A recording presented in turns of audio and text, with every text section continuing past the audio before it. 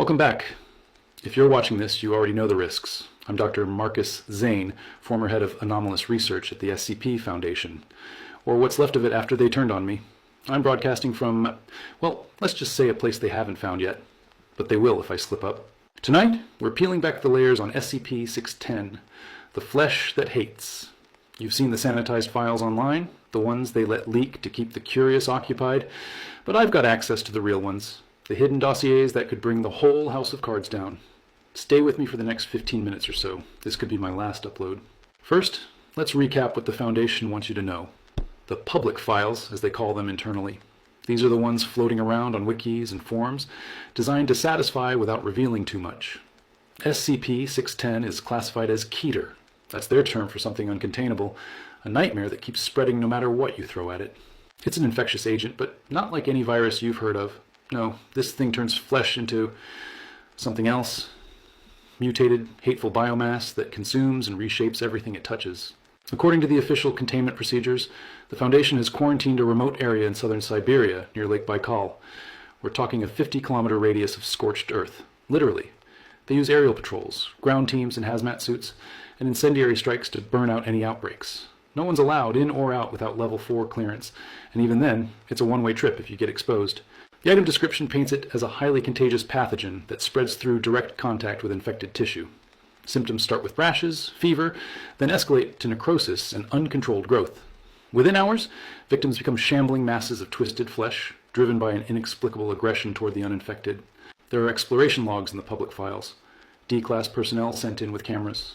Log 610-1 shows a team encountering infected wildlife, deer with tentacles, birds fused into pulsating blobs. They describe the air thick with spores, the ground alive underfoot. By log 610-3, it's human subjects. Villagers who didn't evacuate in time, now grotesque parodies of themselves, begging for death before lunging at the explorers. The Foundation's response: termination with extreme prejudice, fire, acid, whatever it takes to reduce it to ash. But here's where it gets interesting. Even in the public docs, there are hints of something deeper. Addendum 610-02 mentions anomalous properties that defy biological analysis. The infection doesn't just mutate, it hates. It reorganizes tissue with purpose, like it's building towards some grand design. And the recovery log? Incredibly vague. Discovered following reports of a remote Russian village falling silent. No details on how it started, just that the first response team found everyone changed. That's the surface level. And the stuff they leak to discredit as fiction. But I've smuggled out the classified addendums, the hidden files marked for O5 eyes only. These aren't on any server you can hack. They're on encrypted drives buried in black sites. If the Foundation knew I had them, well, let's not go there. What I'm about to reveal could prove SCP-610 isn't just a freak accident.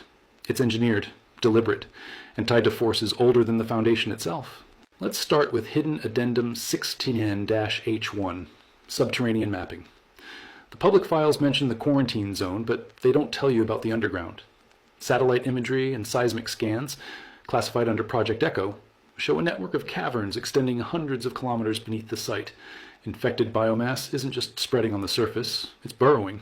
Like roots from a poison tree, logs from drone probes reveal chambers filled with pulsating walls where the flesh has formed structures, altars maybe, or hives. One probe captured audio, whispers in an unknown language echoing through the tunnels. The Foundation's containment teams have sealed known entrances with concrete and thermite, but the addendum admits they can't map it all. Breaches have occurred. Infected material erupting in unmonitored areas miles from the perimeter. This is their loophole, folks. If something, or someone, wanted to smuggle samples out, they'd go deep. And trust me, groups like the Chaos Insurgency have tried. Moving to 610-H2, Origin Hypothesis. This one's redacted so heavily it's basically black ink on paper. But I pieced it together from fragments. SCP-610 didn't originate in that village. It traces back to ancient rituals, Sarkic cults to be precise. For the uninitiated, Sarkites are a group of interest, worshippers of flesh gods, practitioners of bioanomalous magic. The hidden file links 610 to a historical event in the 18th century, a revolt against Devite slavers in Siberia. Sarkic shamans unleashed a grand Karcist ritual, invoking Yaldabaoth, their deity of meat and blood. It backfired, or maybe it didn't. The infection was born as a weapon, designed to consume empires. The Foundation suppressed this because admitting it means acknowledging organized anomalous religions with tech that rivals their own. Worse, it implies ongoing Sarkic influence, infiltrators within the Foundation, sabotaging containment to let the flesh spread. Now, the real bombshell, Addendum 610-H3, Human Experimentation Logs. The public files mention D-class testing, but that's sanitized.